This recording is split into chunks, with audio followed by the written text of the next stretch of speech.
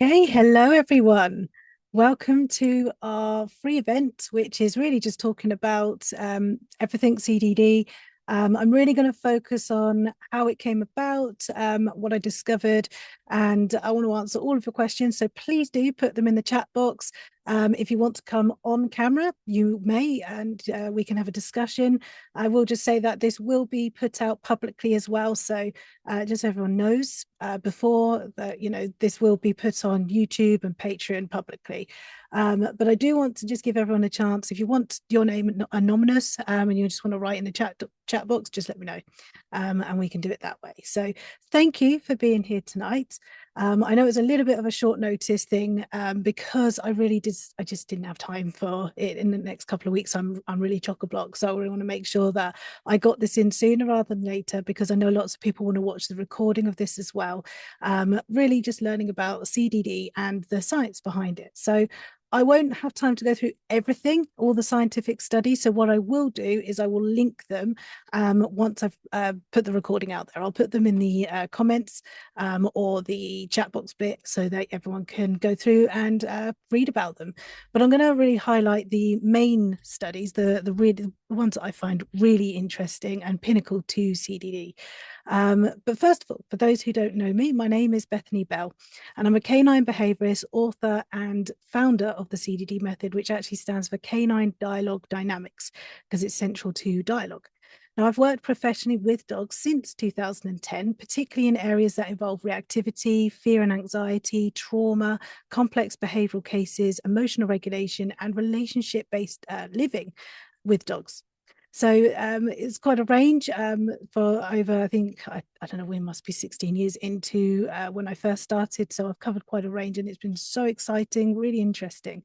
But before we properly begin tonight, I also just want to give a little bit of context around my own background and how I actually did arrive at this perspective through CDD. So my journey with animals actually started very young. I grew up with a range of different animals.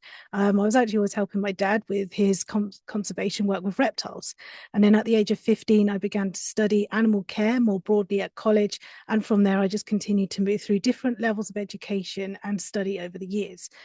So I went through all these different behavior courses and throughout my late teens, on and off, not consecutively. I didn't do it every year. But then eventually in 2016, I then obtained my degree in animal behavior and welfare. So that then led me to 2017. I then started my own business working professionally with dogs and behavior. Now, at that point, my approach sat more within modern force-free training and more conventional behavioral frameworks.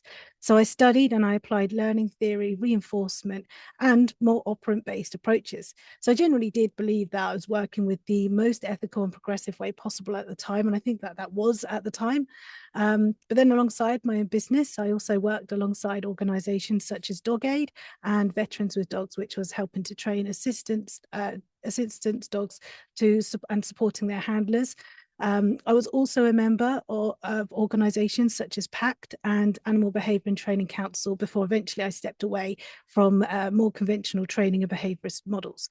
I loved my time with them. I thought they were brilliant, but I just wasn't doing the training anymore. So I kind of stepped away from it. So that's the only reason why I really love what they do. So alongside all of this, I also lived with fostered and rehabilitating my own rescue dogs over the years, which profoundly shaped my understanding of emotional well-being, trauma, communication, and relationship dynamics far beyond the structured training environments alone. Then lockdown happened, infamously everyone kind of couldn't work, so I just found myself with not a lot to do. So I started to deeply reevaluate many of the perspectives around dogs learning communication, emotional regulation, and behavior. So there were so many different reasons for this, but mostly it came from my own dogs, that I was having a lot of issues with my dog's relationships with each other, and one of my fosters, long-term fosters, who I did really want to keep. But unfortunately, I had to learn the hard way that there was a lot going on with her.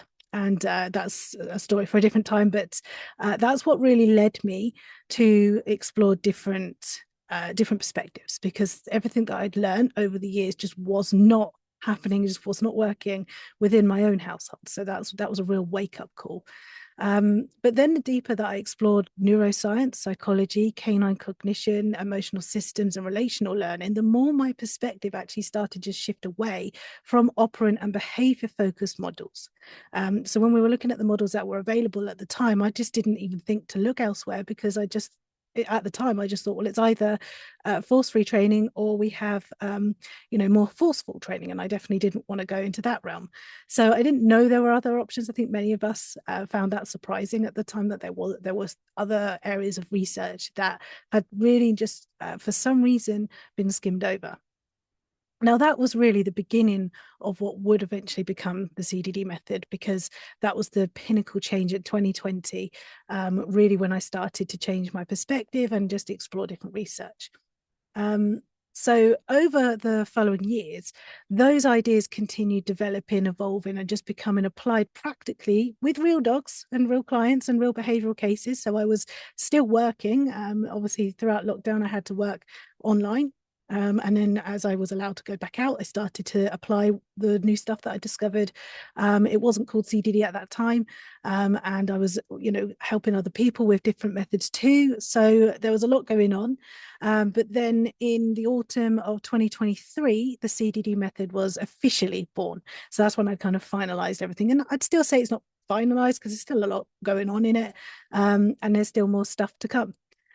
Since then, I've actually written 4 books with more. I've got currently like maybe 3 or 4 in progress at the moment to come, but I need time that allows for it. And I've created multiple CDD based courses where we cover areas such as reactivity, raising puppies more naturally without kind of rigid training or anything like that. We go through adolescent dogs, we go through behaviorism, and we go through emotional regulation. And our newest is the CDD practitioner course for professionals wanting to explore this work more deeply and actually work with using the CDD method within their practice, so they can actually become certified through me as a CDD practitioner. So that's what we're working towards next. We're in the throes of that at the moment. Now, tonight is really about sharing the journey of science, philosophy, and lived experiences that helped shape this approach into what it is today, and hopefully what it will be in the future.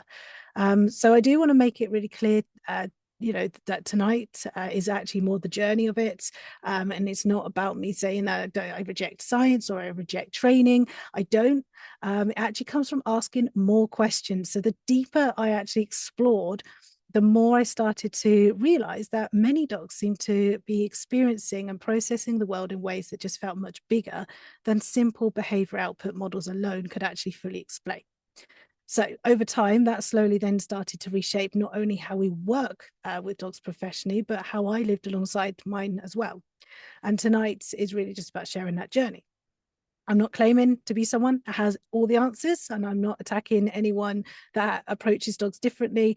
And I'm not someone that's trying to create another rigid ideology within the dog world. We have enough of that. So this is actually about more flexibility and kind of opening up what we're exploring together and collaborating that. So I'm simply just here as someone who became deeply curious about what might happen if we just started to view dogs less as behaviors to manage and more like socially emotional beings that are constantly learning through relationships, context, communication, prediction, and interaction.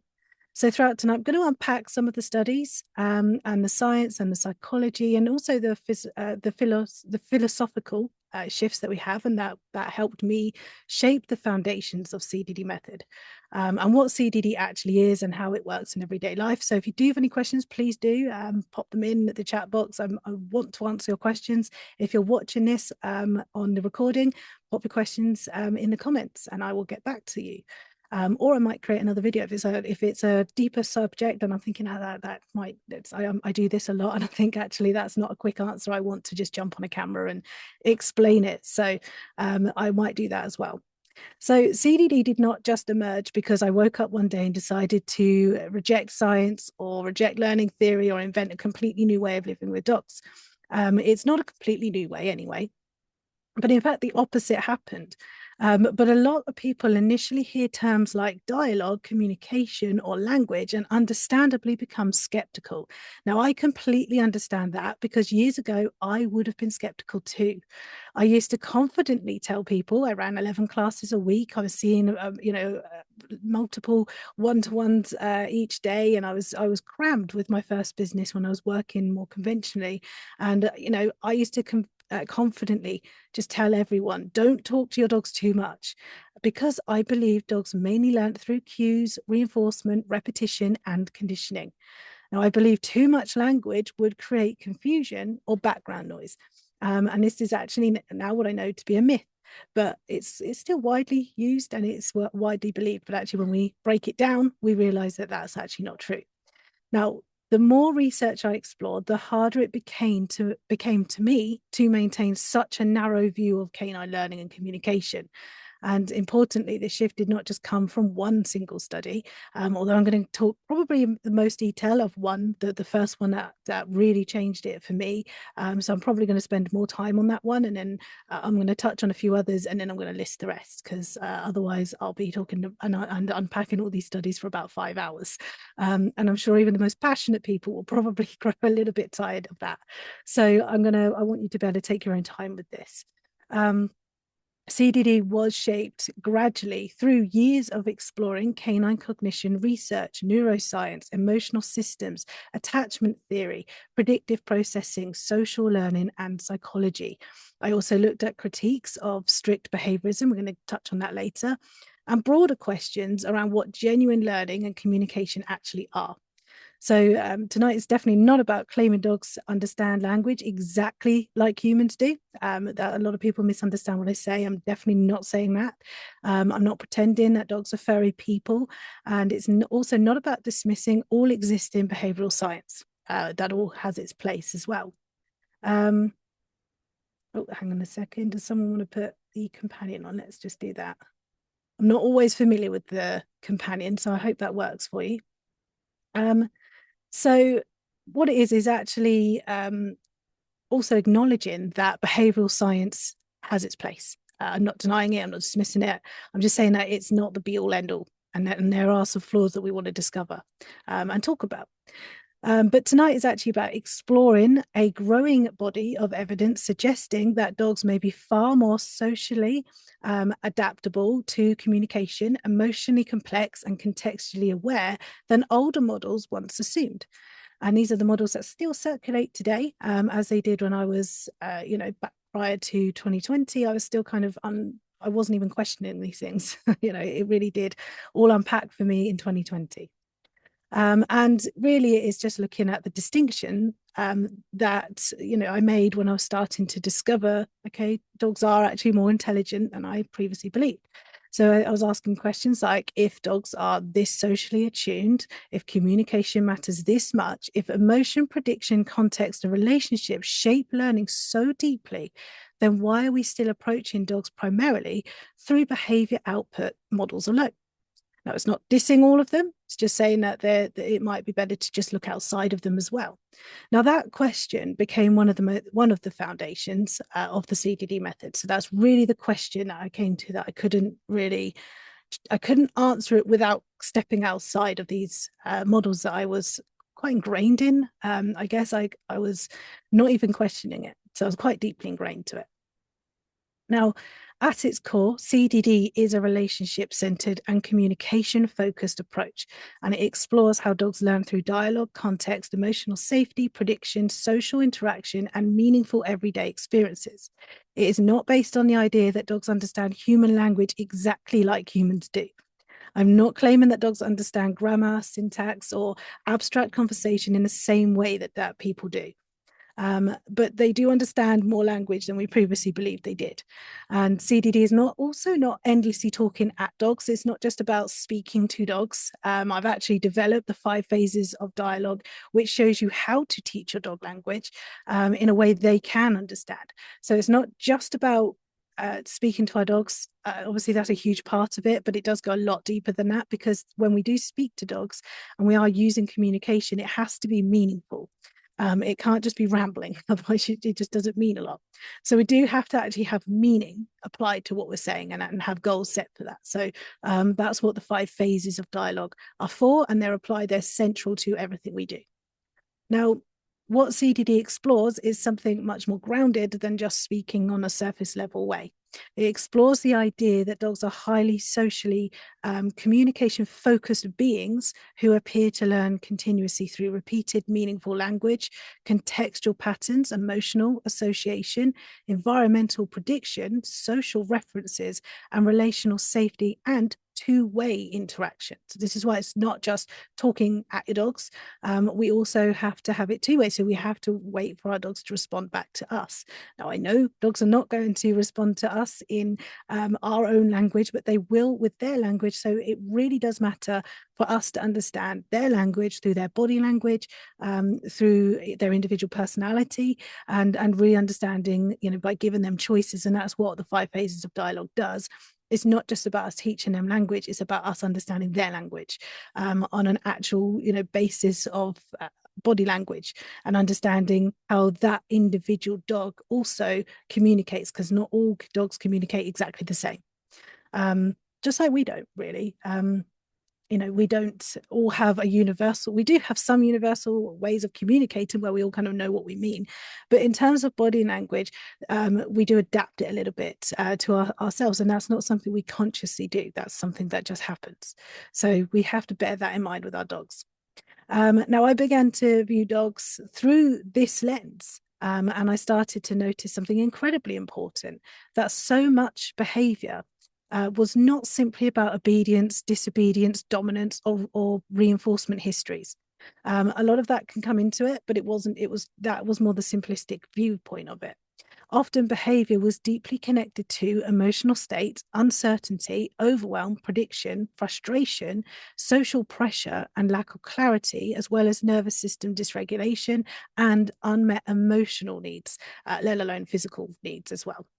Now that's where CDD began to just shift away from asking about, how do we stop this behavior, or how do we create this behavior, or how do we reinforce a different behavior. Instead, the questions became, what is this dog experiencing here? What are they learning emotionally? How safe do they feel? What meaning are they attaching to this situation? How can we create more clarity, understanding, and thoughtful decision making? Because behavior doesn't actually happen in isolation. Dogs are constantly learning through context, patterns, relationships, emotional experiences, routines, social interaction, and yes, communication. Now, this is where dialogue becomes important, because when I use the word dialogue, I am not talking about a formal human conversation. I am talking about two-way communication. So dogs communicate with us constantly through their movement, their expressions, their hesitations, their arousal, their body language, their choices, their engagement, their disengagement, their emotional responses, and social behavior. And we then respond back to them. So we respond back to this communication they're giving us. Now, that ongoing exchange is dialogue. So CDD simply brings more awareness intentionally and meaning into the relationship. So instead of only focusing on control and behavior externally, we actually are supporting emotional regulation, more prediction, more understanding, more resilience, and true resilience internally built, autonomy, because that's a huge part of this, and trust, but also thoughtful engagement with the world. So it's not just about us, it's the dog's engagement. How are they living through, through their lens? What are they experiencing in their world? And through this, one of the things that many people notice quite quickly is that dogs often begin to look less like they are simply performing behaviors and more like they are genuinely participating in life alongside us. And they are two drastically different experiences. When you see a dog that's performing, because they've been trained through cues, and when you've got a dog that's actually just participating in life with us, there's such a huge difference there. Now, this is not because the dog has actually become permissive or unstructured. This is simply because communication, safety, and understanding have become part of the learning process itself. And that's really the heart of the CDD method. is that we are applying all of these things. Is actually less about the performance side of things, so, and also less about training, although it can, and I've always stated this and I always will, it can be paired with relationship-based training. Now, relationship-based training is not like forcefully training. It's not putting training above all else. And yes, people can do that using rewards. So you can be R plus and still be more compulsion based, and maybe a bit more robotic in the way that people train.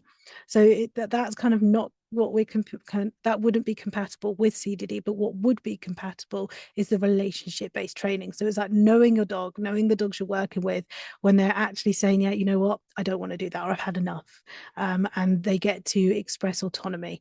And a lot of the stuff is built through relationship and not just about do what I say and you'll get the treat. It is so much more deeper than that.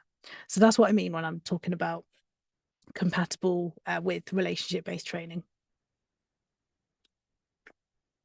Okay, so we're going to talk about the first study.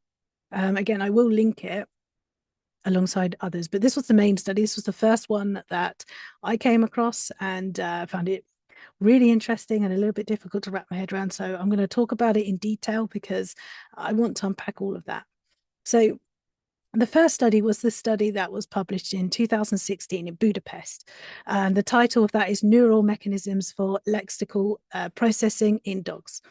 So I'm going to link that. You can read through it, ask questions, come back to me later if you've got another question that comes to you and you kind of go, oh, actually, no, we didn't cover that. What's your take on this? I'm more than happy to discuss that. Now, the purpose of the study was that the researchers wanted to explore, do dogs process human speech in a more sophisticated way than we previously assumed? So more specifically, do dogs separate word meaning from emotional tone? Or are they simply just reacting emotionally to happy or angry voices? And that was really the central question, because historically, dog culture often assumed that dogs mainly responded to tone, emotion, and conditioning rather than meaningful speech itself. And I remember this growing up. I remember when I got my first dog at the age of 11 or 10, I think I was. Everyone was saying, oh, you just say things in a tone, you know, this, I'm talking about 2002, I think that was. So you can imagine where dog training was then and the beliefs that we had. And it was all about they're just responding to their tone. I didn't even know, I remember specifically being told at that age of 10 that my dog didn't know his name. He just knew the tone of his name. And I just never believed that as a 10-year-old, but you always think, oh, well, I'm a child would obviously have a different way of thinking about it. But actually, I think I was more correct then when I was 10 to when I was then told to believe a certain thing. And I kind of started to come away from that belief. But now I'm back to it because this study confirms it. So it's really, really interesting. So the design of this was is actually what gives the study more weight, I believe, because the dogs were awake and they were unrestrained. They were voluntarily trained and they were inside a fMRI scanner. Now, the dogs listened to recordings of their trainers speaking different combinations of praise words, neutral words, praising tone, and neutral tone. So examples would include praise words spoken warmly, praise words spoken neutrally, neutral words spoken warmly, and neutral words spoken neutrally. So the key point of this is that the researchers intentionally separated lexical information, which is the word itself, from intonation, and that's the emotional tone. So that is what really made the study so significant. Now, the core findings were that dogs processed words and tone separately. So the study found distinct neural responses for lexical content and intonation. Now, this means that dogs were not simply responding to overall emotional sound, which is obviously the big belief that everyone believed, you know, back in my time growing up and also today. But this is really showing, really countering that. It's kind of tackling that old belief. So their brains appeared to analyze what was being said and how it was being said. And that's as partly separate processes. So that was the major finding. And dogs showed hemispheric specialization. So the study found hemispheric difference in processing meaningful words and emotional tone. So this is especially interesting because humans also process aspects of speech with hemispheric specialization.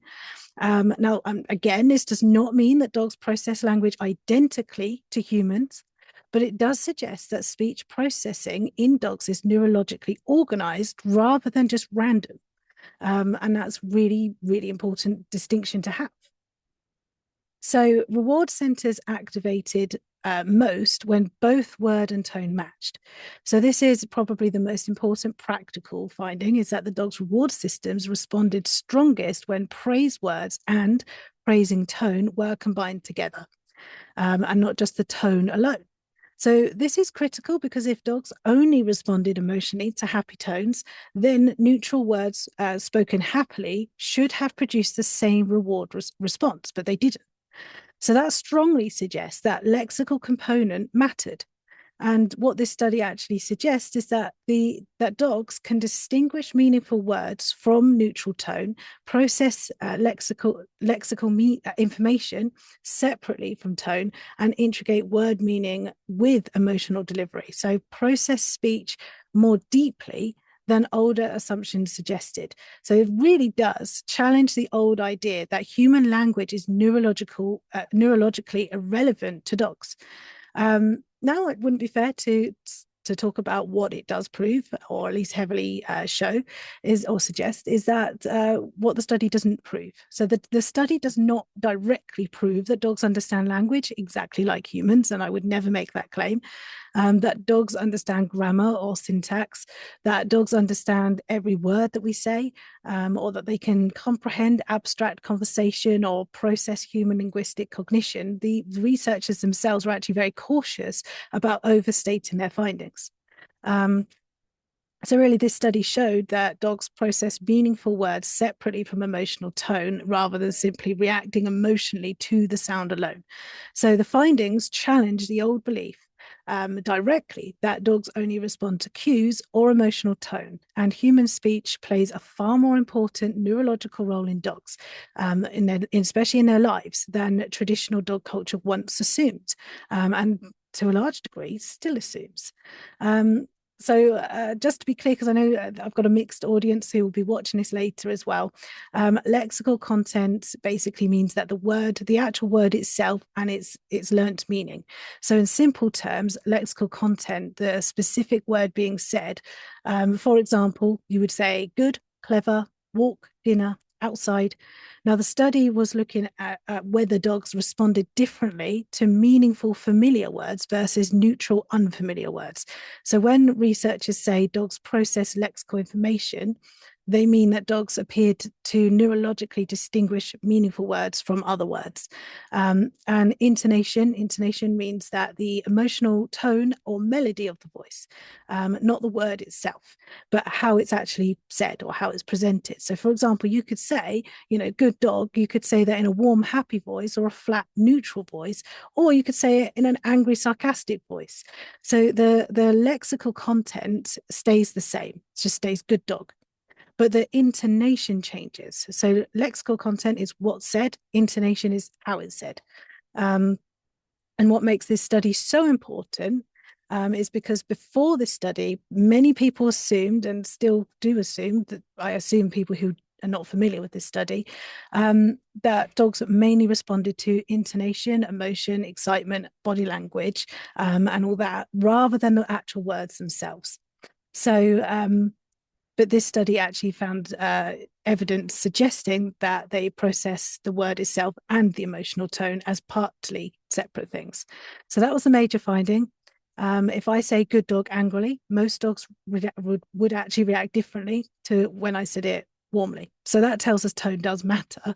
But this study explored whether the actual word matters too, and not just the emotion behind it. So that makes it immediately understandable for us to then go, okay, well, what researchers found was that the dogs did not simply respond to the emotional tone alone. Their brains appeared to process meaningful words separately from intonation. So that's I'm going to put some more stuff into there so that we can unpack that further in the comments as well.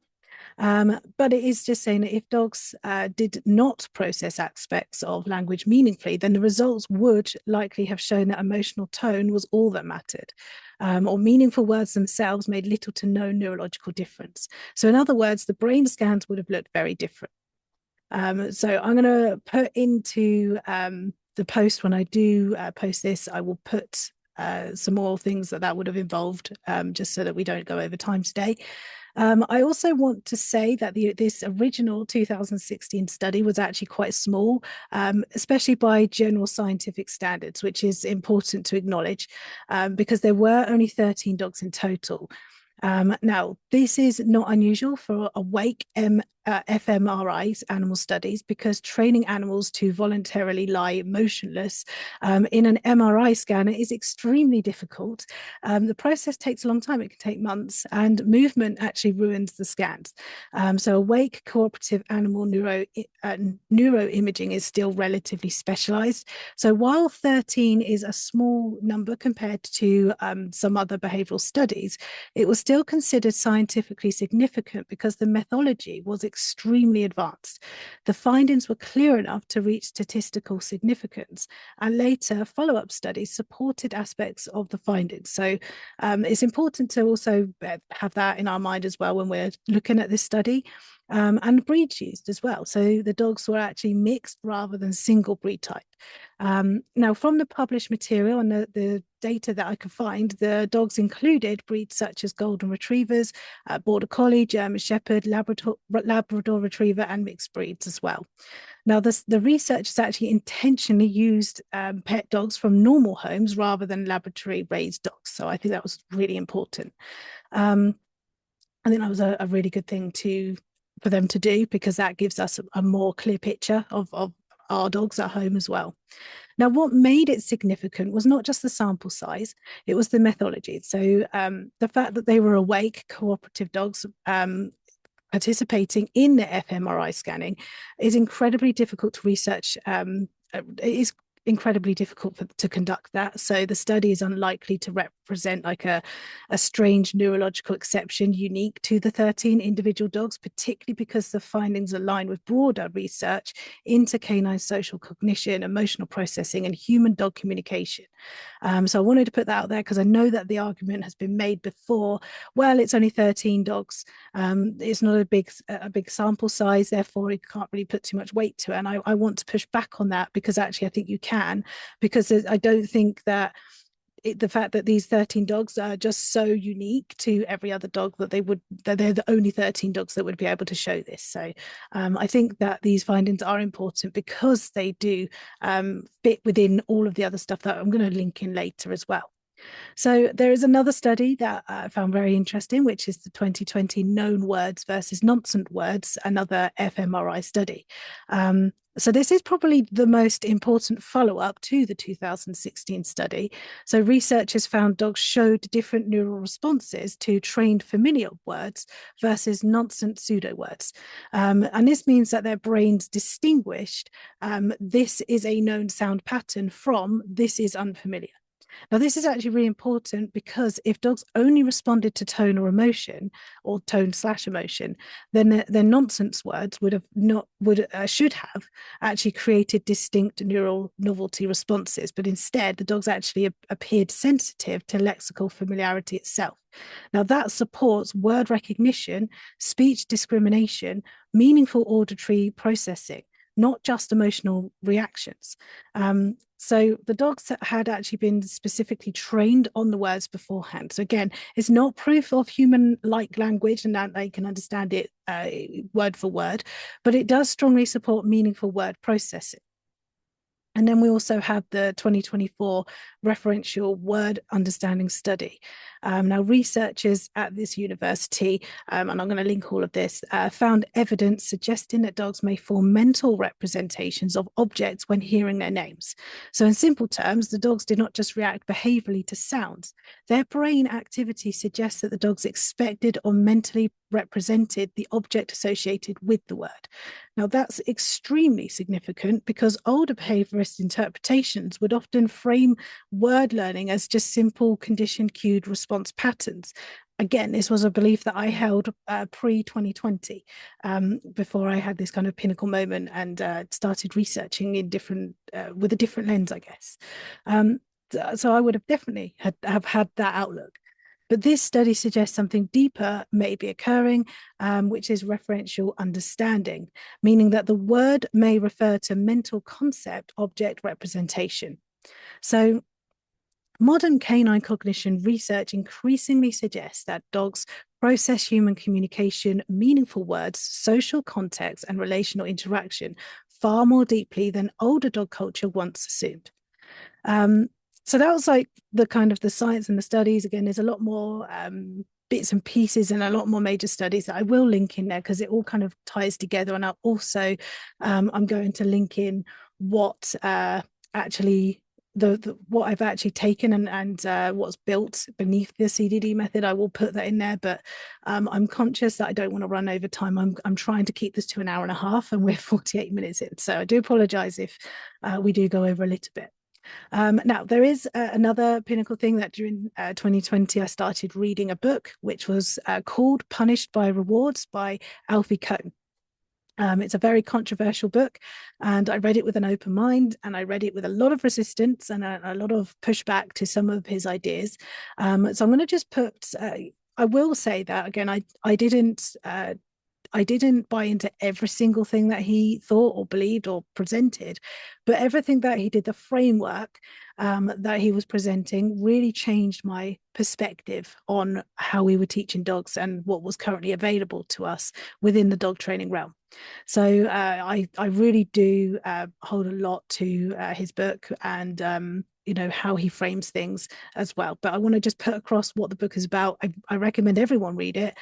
Even by the time you get halfway through the book, I think that your perspective will have at least been challenged. I did find it a challenge, but I do love a challenge. I don't want to be an echo chamber. And I think the fact that I wasn't in an echo chamber actually is the reason why I changed, and I found it easier to come away from some of the methods I was using, which again, never balanced training, never anything aversive, just more conventional behavioral stuff.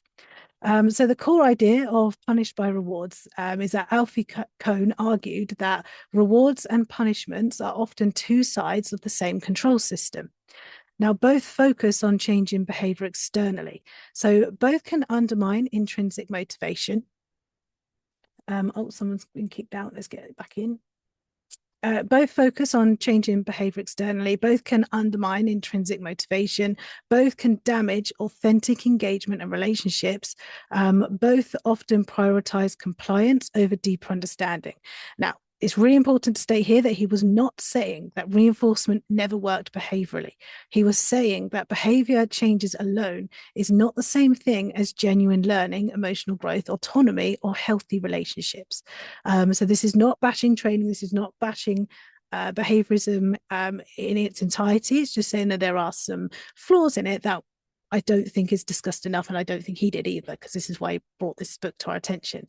Now, the book is brilliant because it really does highlights. I mean, it's actually not a new book, so this is not a new concept. I think he wrote the book in the 90s, and a lot of the studies that he was bringing to the book were obviously, some of them were more recent to his time, and I think he's updated that to more recent. There's been ongoing research since the 90s as well, but some of it even was from the 60s. So it's really established research, very interesting. So his book was not just one single experiment. It was a collection of extensive research in motivation, so particularly intrinsic and external, and kind of comparing them, educational psychology, behavioral psychology critics, social psychology, organizational psychology. And some of the biggest concepts of this were, as I say, intrinsic and extrinsic motivation. And that's probably the most important. I think that's the most challenging part of the book. Again, I don't agree with everything, but I do think it's a great book, and I do think it challenges a lot, and it really highlights how being too reliant on extrinsic motivation and rewards can actually damage the relationship. Something we don't discuss enough, something that is really the pinnacle thing that changed how I viewed what I was doing. Now, the research repeatedly found that external rewards can reduce internal interest in activity. This has become known as the overjustification effect. So, a classic example of this was children who naturally enjoyed drawing often became less interested in drawing after being repeatedly rewarded for it. So the activity shift psychologically from I enjoy this to I do this to get the reward. And this is a deeply important shift philosophically and psychologically. The other part of this is that rewards often produce short-term compliance. So Cohn actually acknowledged that rewards absolutely can change behavior short-term, but the research suggested that the behavior often weakens when the reward disappears. And this was central to his critique. So the question actually became, has the individual actually internalized understanding? Or have they simply learned how to obtain the reinforcement? And that question maps directly into many of my concerns and many other concerns that other people have had around dog training. I also found that rewards can narrow thinking, and I do want to just stipulate and put this out here. I am not, just because I'm questioning how rewards can actually affect dogs in a negative way does not mean I will ever justify punishments or adversives. I don't, and I never have. So I just want to put that out there, because I know some people go, oh, you're not promoting rewards, therefore you must be promoting aversives or anything like that, and I just would never do that. So I would rather, I'd say rewards are definitely the better alternative from punishments, aversives, corrections. Rewards are definitely going to win, and they're definitely the more ethical approach, but it doesn't mean that that's the only thing that we should be focusing on. We need to draw our studies and our research outside of that too. And I think this is what this book really highlights. So some of the studies actually found that rewards reduced creativity, reduced problem-solving flexibility, reduced risk-taking, and that's probably another subject for another time, because risk-taking actually is part of creating problem-solving and creativity. So that's actually something. It doesn't mean that we should be taking silly risks and dangerous risks. It doesn't mean that we should encourage dogs to. So I will probably touch on that in another time. And it also found that encouraged doing the minimum required for the reinforcement. So this is actually something I do recognize a lot in dog training after we had presented it enough times. Now, this actually it also explain his book is actually nothing to do with dogs. I'll explain why I feel that we can apply it to dogs, but I'll explain that later. But it is actually all about children and workforces and adults and teaching methods and all that kind of stuff. So it really does is quite a broad book. It's really interesting. It's very enlightening and challenging. But yeah, this became especially relevant in education. So Cohn actually argued that rewards often shift the focus towards performance rather than curiosity, exploration, and understanding. And that is very relevant to CDD's distinction between training for compliance versus fostering thoughtful, emotionally regulated dogs. So that we can apply the studies and we can apply it to dogs, and I will go into that later. But another part of the book is that rewards can affect relationships. So this is a really important distinction for us to draw from, is that Cohn argued that behavior control systems can subtly shift relationships into transactional dynamics, meaning if you do this, you get that. Now, he worried that weakens autonomy, trust, authentic connection, collaborative interactions. And that probably is what resonated with me the most, is that I actually did start to recognize that was happening. And I know we don't like talking about it. I know that we shy away from it, but I do think if we just we just face on, challenge that and explore that, I think we'll be quite surprised by the outcome. because I do think that we have come from this kind of transactional dynamic with dogs. And it's not that rewards are bad. It's not that, and I give my dogs rewards. I just don't ask them to do anything to get the reward. I give it to them because it's nice and they like it. But I just don't tell them they have to perform for me in order to get it. So that's kind of the change. Whereas I could never have caught myself saying that 6 years ago. So it does change, and it's really interesting, the contrast.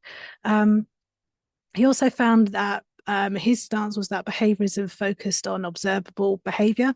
So Cohn actually heavily criticized strict behaviorist frameworks because they primarily focus on observable behavior change rather than the emotional experience, inner motivation, meaning, relationship, autonomy, and psychological well-being.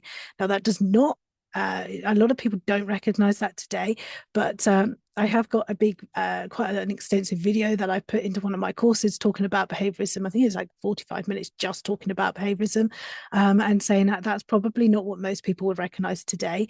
A lot of it, what he was talking about was like pop behaviorism and where it stemmed from. And obviously it's changed over the years since then. So a lot of behaviorists, especially when I was more of a behaviorist than I am today. I mean, I do call myself a behaviorist because it's a recognizable term. And I am a behaviorist, but I don't work from solely behaviorism. So that I'm more kind of, I would say holistic based, but not in a kind of wacky way. Holistic in its the true meaning of the word, which is looking at the entire picture, and drawing the entire picture, looking at it and extracting from all of it, rather than just honing in and only zooming into one aspect, which was behaviorism, which was where I came from.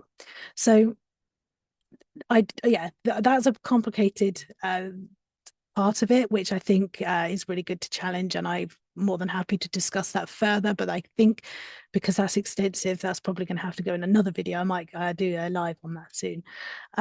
So yeah, this is actually where it's actually where a lot of people become uncomfortable with purely operant approaches in dogs, which is what made me uncomfortable with just the operant approaches. And that's because many operant systems can produce behavioral suppression, behavioral performances, apparent success, without necessarily addressing the emotional state, safety, understanding, or relational trust. Now, that does not mean that everyone who works from behaviorism works this way. They don't, many don't. But yeah, like I say, I think I'll probably do another live on that because there's a lot to unpack there. Now, I want to also address, like I say, it's a controversial book, and Cohn is controversial. And I think many behavior analysts strongly criticized him for his stance. Critics actually argued that he oversimplified behaviorism. I have mixed feelings on that myself.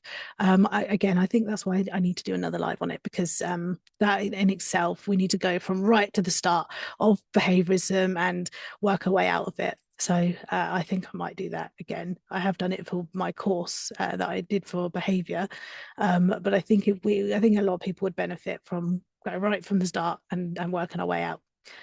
He was accused of misunderstanding reinforcement science, and he ignored situations where reinforcement is effective, or that he overgeneralized from educational research.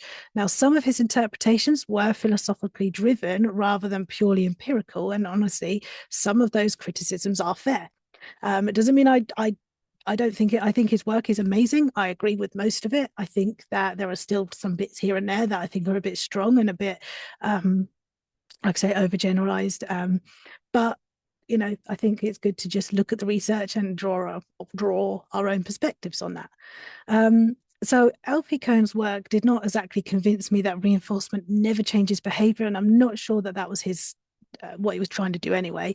But what changed my perspective was his deeper philosophical and psychological critique that change in behavior externally is not always the same thing as fostering emotional well-being, autonomy, understanding the genuine relational connection.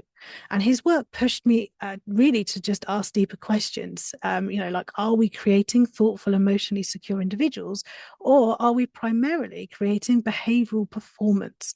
And I'm essentially questioning whether dogs are merely behavioral outputs to shape and how we view them, or socially communicative emotional beings capable of relational learning. No, I believe the latter. So the deeper question is, what kind of relationship, cognition, and emotional framework are we building around that behavior? And that's really one of the things that changed my perspective, was realizing that behaviorism has been heavily debated within human psychology and education for decades already. So it's not a brand new conversation, but I still think it is a brand new conversation to the dog world. But it certainly hasn't been in the human realm. Um, so, really, the most powerful concept to explore, in my opinion, is that behavior change versus internal state. I think this is huge because operant systems often are very good at changing visible behavior, but visible behavior is not necessarily the same as emotional well being, understanding, safety, autonomy, resilience, and true resilience. I'm not talking about trained resilience or performed resilience. True thoughtfulness, secure attachment as well, which is a big subject in itself. Now, this is incredibly important in dogs because a dog can and often does stop barking, stop lunging, and perform cues. They can suppress behavior, and they can do all of that. And they're very good at it while still feeling and still being fearful, conflicted, stressed, dysregulated, and emotionally unsafe. That distinction alone is what changed how I thought. I didn't realize that dogs could and would still perform a behavior and look, the tail's wagging, they're performing the behavior and still feel fearful, suppressed, and scared and frightened and reluctant to do it because they've been so conditioned to perform the behavior that we taught them. We were actually misreading what the dog was showing us. Essentially, we train the dogs to perform a behavior that we have decided is better than the behavior they were giving us, and we then assume that because they are performing it, they are therefore feeling the thing that we've taught them to perform. But we are very good at training dogs to perform something they're not truly feeling. Again, that's probably another conversation for another day because there's a lot to unpack there. But definitely reflect on that and think about that and try to apply it, because I think that will really help us to change the way that we see dogs, and not necessarily training and saying that training is bad. It's not. It definitely has its place. But we also have to be mindful that just because a dog is doing something for a treat doesn't mean that they're happy doing it. And that's what Alfie Kohn's book really highlights, even though it doesn't even mention dogs at all, I don't think. But I will talk about why that's important. So another extremely powerful question is that I found myself asking was it the dog learning emotionally while learning behaviorally? Now, this question is massive because traditional behavior discussions often focus on, did the behavior increase or decrease? Again, that was the format I was taught through my studies that I was doing through university, that I was doing through training research and all that kind of stuff. It was all about increased, decreased behavior, but also the emotions were also relevant too. But in CDD, we mostly ask what emotional state is developing, what associations are forming. Is the dog becoming safer internally? Is understanding increasing? Is autonomy present? And is thoughtful decision making developing, which expands the whole conversation. Now, I'm not saying that CDD exclusively asks those questions. I'm sure in fact, I know lots of other professionals do, but I don't really look at is the behavior increasing or decreasing in such an amount of detail that we do when we're looking at input output formats. So there's also the performance versus understanding concept. So again, I could probably do an entire live just on this subject, but I'll try to give an overview, because a dog, like I was just saying earlier, can perform a behavior without truly understanding the wider context. So for example, a dog may sit, heel, stay quiet because they are avoiding correction or seeking reinforcement or rehearsing conditioned sequences. That is not necessarily because they feel emotionally safe, they understand the situation fully, or they can regulate independently. Now, that distinction is really what led me to see the flaws in how I was working. And there's the neuroscience shift, which is that modern neuroscience increasingly views brains as predictive, emotional, relational, context sensitive, rather than stimulus to response machines. And this is because strict old school behaviorism tended to avoid discussing internal experience, emotion, cognition, or subjective states. That doesn't mean that it doesn't have that discussion within it now. But when it first started, when it was kind of the concept was first how would I put it? The concept was first put forward to the world. The thought of emotions was just like, no, we don't. That's irrelevant. Or it was either thought that it was either irrelevant or didn't exist. It just wasn't part of behaviorism. But obviously, it is today. So modern neuroscience does actually doesn't avoid these subjects, and I know that modern behaviorism doesn't, but kind of trying to squash two concepts that don't really work together when we're looking at true behaviorism. That's why I say I will do another live, because I know there's a lot. I know lots of you are going to have lots of questions and pushback to that, which I encourage. Please do push back on it. Please do ask your comments, private message me, or put them in the comment section when I publicize this. I'm not shy to answer your questions, or to, if you've got any kind of, oh, I'm not sure about that, doesn't make sense to me. That's how I got to where I am today, by asking those questions, by challenging the beliefs that I had and the beliefs that other people had. And I think that that's how we learn, is by asking good questions. So please don't feel you can't, because I do welcome it. So psychology and neuroscience have actually always cross-referenced across species. So this is, again, a lot of people have said to me before, like, okay, well, a lot of this research, especially Alfie Kohn's research, is all about is drawing from studies on people, on children, but on people. And a lot of psychology, a lot of the psychology that I like, and that makes sense to me. Obviously, a lot of it first, well, not first, but did come from human psychology. But my pushback on that is that it already, when we look at psychology and neuroscience, they have always cross-referenced across species. Many of the psychology that we use for people today actually originated from animals. So we cross-reference, and that is objectively true, because a huge amount of behaviorism, learning theory, conditioning theory, neuroscience, attachment theory, emotional systems research actually originated partly through animal studies. So it becomes inconsistent when people say that you cannot apply any human psychological concepts to dogs, while simultaneously using frameworks that originally came from animal research. And I do think that's a really important point to make, that we should ask ourselves that question and draw ourselves from that, because we can't make that claim at the same time as using human psychology, when we know a lot of it came from animals. So we have operant conditioning, by itself was heavily built from rats, pigeons, dogs, lab animals, sorry, and by researchers like B.F. Skinner and Pavlov. So these models were then later applied back onto humans. So psychology has always moved from animals to humans and humans to animals. That cross-species comparison is already foundational to behavioral science.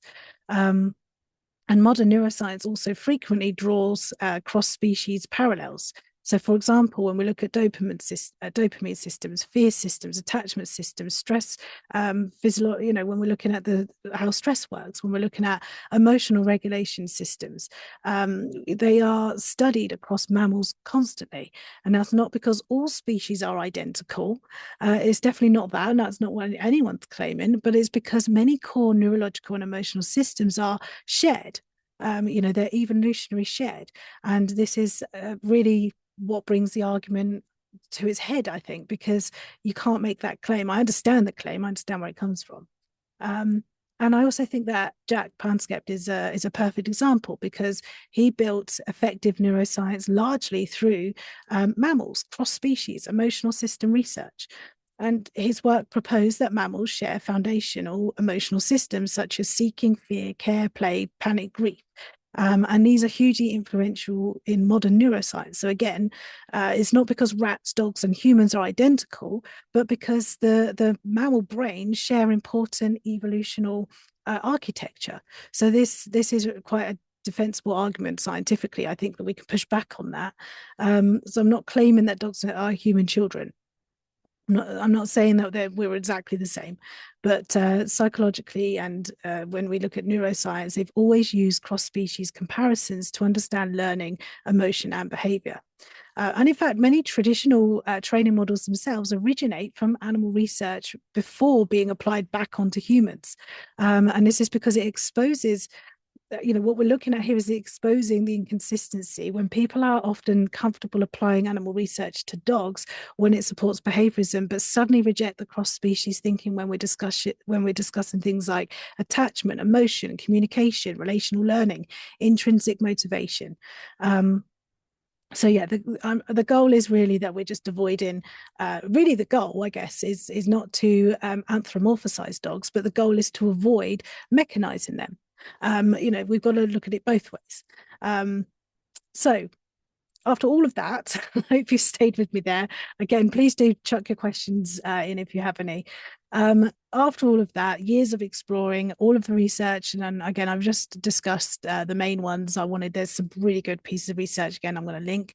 Looking at the research, the psychology, the neuroscience, I eventually found myself asking a much bigger question, rather than just saying like, how do we teach dogs XYZ? How do we teach them behaviors? We're actually asking, why are we teaching certain things in the first place that are more, when there are more thoughtful ways to approach them?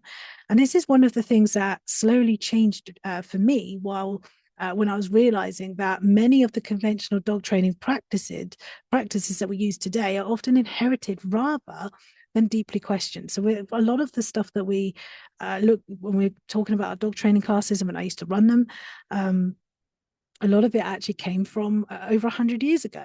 Now, we might have changed how we teach it, but we haven't changed what we're teaching. And I thought that was really interesting. I do say that with absolutely no judgment, because these are things I used to teach myself wholeheartedly. I taught some forms of obedience. Again, it wasn't strict obedience, and it wasn't using aversives. It was always using rewards. But I did teach formal settles. I taught structured weights. I taught position focused exercises. And I believed that those things were necessary for creating calm, well-behaved dogs. But over time, I just started to question whether some of these ideas were actually serving the dog psychologically and emotionally as much as we assumed they were. So, for example, why does a dog need to physically be placed into a down position in order to wait for something calmly? Why does settle have to mean lying down in one specific area? So sometimes we teach a dog to go to a place and they lie down in it, and they have to remain still and they have to hold a position. Now, why did calmness become so tied into physical control? And because if we really think about it, settled is not actually a position, even though we train it as that, is actually a state of mind. A dog can be settled while they're standing, while they're sitting, if they choose to sit, if they're walking slowly, sniffing calmly, observing quietly, resting naturally, or lying down by choice. And that shift actually became really important to me.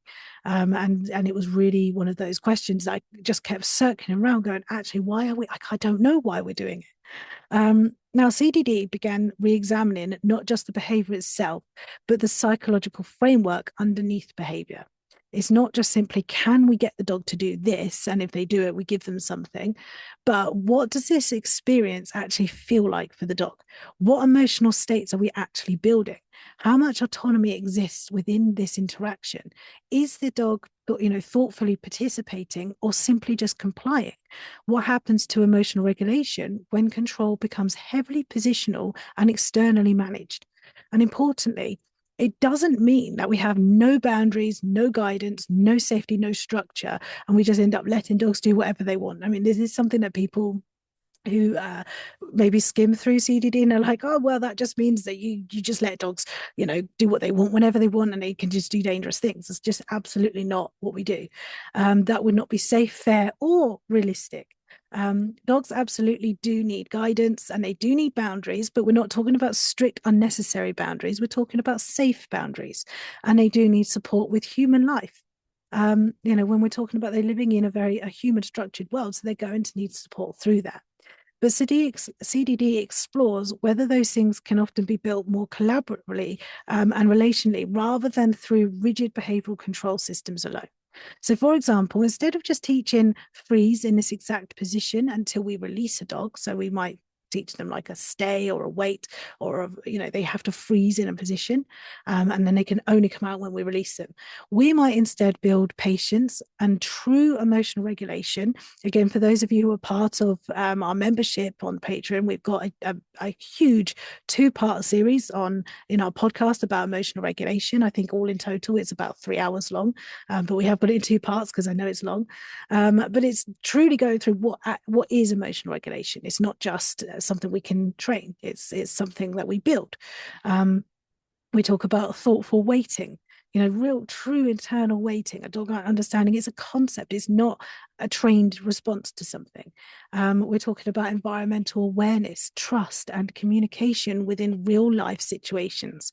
So instead of focusing purely on physical compliance, we actually begin focusing more deeply on internal state, because a dog holding a perfect down stay is not automatically calm or an emotionally regulated dog.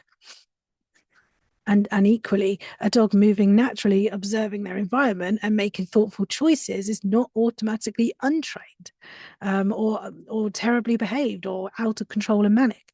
Now, again, that was another big perspective shift for me personally. Now, so CDD is not about removing all structure from dogs' lives. Dogs do thrive with structure, but the structure has to work for them as well as us. I know we're important in this as well. But it's not about us just getting dogs to do things unnecessarily. It's about actually having that collaborative relationship with them. It's actually about re-examining which parts of traditional dog culture genuinely support dogs emotionally, cognitively, and relationally, and which part may simply exist just because they've been normalized for generations. And once I started to ask those questions, the entire way I worked with dogs really changed. And I think it will for a lot of you as well. I think if we actually genuinely just sit down and ask those questions, and talk about them, have discussions. Don't shy away from it. Have discussions, because this is how we bounce ideas off each other, and that's how we grow as a community, as an industry, and we don't stagnate, which I think we're at risk of doing in the industry in its current state. Another thing I began questioning deeply was really the word choice, because we often use it especially within modern dog training.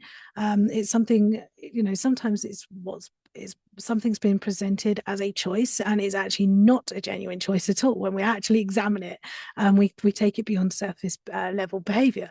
Now, again, I say this as someone who used to teach these systems myself, so I'm my own worst critic, but I'm not judging anyone else. How can I, when I was a huge promoter of these methods, and I still don't think that. I'm not saying that any form of training within a force-free realm is bad. I'm just saying that it has its place, and sometimes we do place so much value on it when actually the relationship far outweighs the value of training, for me personally, and for people that apply CDD properly, you'll see that that's their change. Now, a lot of training setups often work like this. Again, I've always said training is full of different flavors.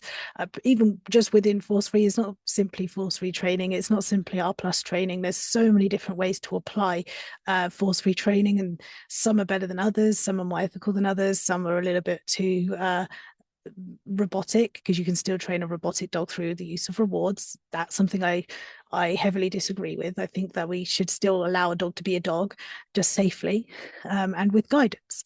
But I'm going to just use this as an example. So a lot of training setups tend to work like this, that the dog is presented with 2 possible outcomes. So if they perform the correct behavior, correct by our standards, we've applied what's correct and not correct, not the dog.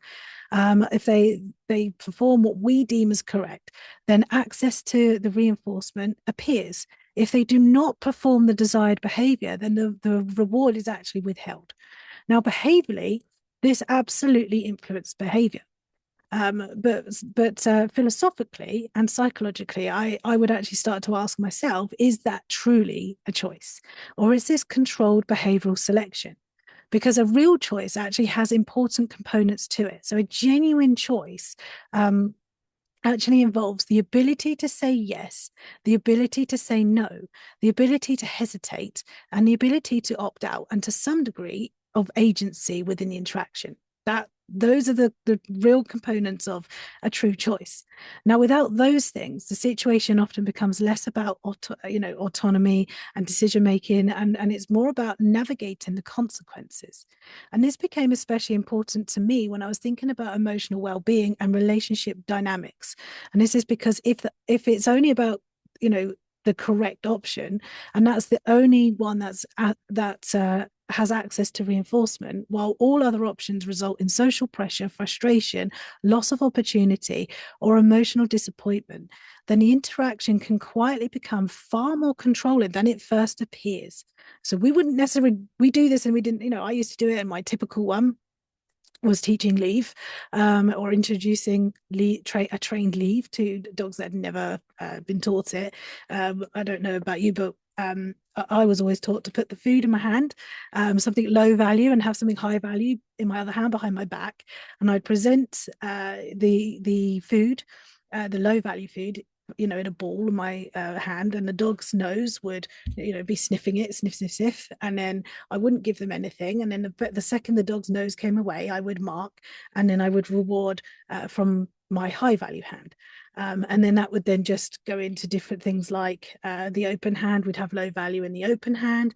The second the dog's nose came, we'd shut the hand, dog didn't get anything, they'd then give up, and then I'd mark, and then I'd reward with a higher value. Now, on the surface, does that look like anything terrible's happening? No, of course not. But that's not a choice. Like, the dog's not getting a choice. The dog's actually giving up. They're opting out. They're going, oh, I give up. I can't get that. I give up. And then we're like marking them for doing that. So I understand why we do that. But that's not giving the dog a choice. That is actually manipulating them into choosing the thing that we want them to choose. And of course, it's about safety. We want a dog to be able to leave and not dive into something. But the way we teach with CDD is not like that at all. It's not trained. It's actually intrinsic. We teach it to them intrinsically. We teach them how to leave something because they have emotional regulation that we build. And they do it because they have true self-restraint that we build, and we build that through relationship, and we build that through dialogue, and we build that through impulse control, and not trained impulse control. So it looks completely different.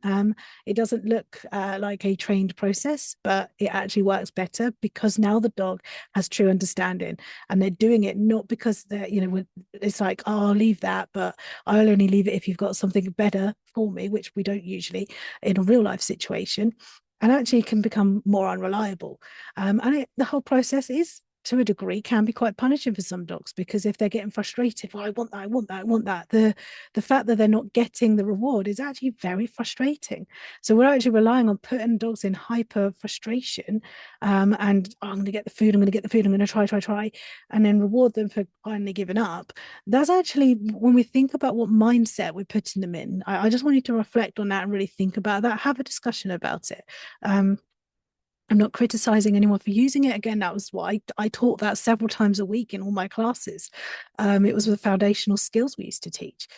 So I'm not, I can't possibly judge anyone for it. I came from that world.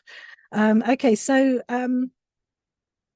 like I say, it's not meaning that rewards are cruel or abusive. They're just not. And like I say, I give my dogs rewards, but they don't have to perform anything to get the reward. It's just because they go, hey, I know you've got something for me, can I have it? And I'm like, yeah, sure, of course you can. That's it, really. It doesn't go too much deeper than that. But what it does mean is that we should think more deeply about what freedom and autonomy actually look like within learning. So, for example, if you imagine a dog who does not want physical interaction in a particular moment, if the dog can only access reinforcement, social approval, or progress by tolerating the interaction anyway, then how much ability do they actually truly have to say, no, thank you?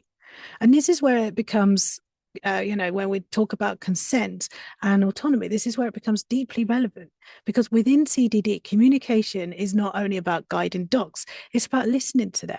Their hesitation matters, their avoidance matters, their disengagement matters, their emotional responses matter. Not every no can always be honored completely in human life, of course, but there are moments, that involve safety, veterinary care, emergencies, boundaries, and real world responsibility. So where humans sometimes must make a decision for the dog, we understand that. But even then, CDD always asks, how much can we preserve? So can we preserve as much emotional safety, communication, and agency as possible within these moments? Because the goal is not complete freedom without structure. The goal is thoughtful, collaborative living where dogs are not reduced purely to behavioral compliance systems. And interestingly, many dogs become more trusting, more cooperative, and more emotionally stable when they are beginning to experience interactions where their communication genuinely influences the outcome. And this is not because they are people are controlling humans on purpose, like we want to be controlling or anything like that. I mean, that we typically see that more with obviously our more aversive trainers. They do want to be all about control, but obviously we are run by fear sometimes, that we want to be in control because we're scared of what might happen if we're not. So there's a lot going on behind there. But most people just do it because they are participating in the relationship. So the dogs are, doing it not because they're being controlled, but because they are participating in the relationship rather than simply being managed within it. So that's kind of where we tie everything together with CDD. It's all about that collaboration, cooperation, understanding them is two-way dynamics. It's two-way communication, and that's what the 5 phases of dialogue is actually built on. So if anyone has any questions, I'm going to be finishing up pretty soon. I'm just going to finish up by saying, if you are interested, if you have questions, if you're uncomfortable with anything, if you've kind of gone, I'm not sure about this, that's perfectly fine. Have a chat with me about it. Put it in the comments below or private message me. I'm more than happy to discuss anything about this, because I think it's something that we don't talk about enough. I think that this is something that will grow in the future, and will really help us to have better relationships with our dogs and a better understanding of what's going on with them behaviorally, when they're struggling, and when, what's normal, what's not normal, when we're looking at dysregulation, and how to create more regulation, emotionally, all of that stuff that we do within CDD. So if you want to learn more, we have loads of resources. We've got probably the quickest entry into this is actually just joining our membership on Patreon, which is £10 a month. I don't know on the top of my head what that is in dollars. So I think that it does that. Check out it, what works all out for you. And what we do is we do 2 lives a month, and I'm always putting videos and content. We'd always do some events and things like that regularly. So you get quite a lot within that month. You can also access our lives that we've already had. I think we've got loads in there already. There's all sorts of things. We've got lives on reactivity. We've also got reactivity month that we just did in April. We've got the 5 phases of dialogue, so you can go through the 5 phases of dialogue, apply it, ask questions. You can join our student group through that as well. So we do have the student group on Facebook, where many of my students are posting their videos and struggles and successes, and so you can follow their journey through CDD as well. We also have courses, lots of courses, and we have on reactivity, which is probably a very condensed course. We have an event coming up in the end of this month, start of June, which is separation anxiety. So professionals who want to learn about a different way of applying applying CDD through helping separation anxiety. So that would be something that's quite different to the usual approach, and we will be doing that on the 2nd of June. That will then turn into a course, so I won't run that live again. This will be our only live version, which will be I think it's 3 weeks, 2 lives a week for 3 weeks, and then we'll turn that into a course at a later date. We also have our practitioners course, which is ongoing. So this is for professionals or just people who just really want to learn all the information and really get everything out of it. That is probably our biggest course as well. And at the moment, you can buy it and you can get all the courses attached to it as well. So you can buy all the courses through the practitioners course, and that will be you'll get certified through me. There'll be some questions and assessments you have to go through at the end, but that's quite dense already. It's not quite finished yet, but we already have students coming through because people were itching to get on it, and otherwise I'd take too long to finish it. So I also have books as well. They're on Amazon. I will link everything in together. So if you're interested, we have got lots of resources that you can go through. And whatever, whatever you want out of this, whatever you need out of this, there'll be an option for you, I'm sure. And if there isn't, I'm more than happy to discuss ideas as well. Anyway, thank you for attending and or rewatching if you're rewatching this in the future. And I look forward to having discussions with you in the future. I do love these discussions, so please don't be shy. Please do, have a think and talk through anything that you want with me when it comes to coming outside of behaviorism, whether it comes to the studies, whether it comes to CDD. Yeah, I'm very passionate about it because I want more ethical, holistic approaches. And again, like I say, not holistic in a wacky way, holistic in the true form where we're looking at the actual full picture, where we're relying more on teaching than we are training. And yes, there is a major difference. Yes, there is. I'm sure I've done either a post or a video about that, so I will link that too. Anyway, thanks for coming and take care, and hopefully see more of you in our lives, which we run every Sunday. No, not every Sunday, every other Sunday at 8:30 p.m. And I'm always throwing more lives in there anyway. So we usually do more live lessons. I'm always throwing different events in. I'm not very good at keeping to just 2 a month. So yeah, you'll find that we consistently do 2 a month, but yeah, quite often we do more than that. Anyway, take care. I will let everyone go, and yeah, I'll be popping this up probably tomorrow morning.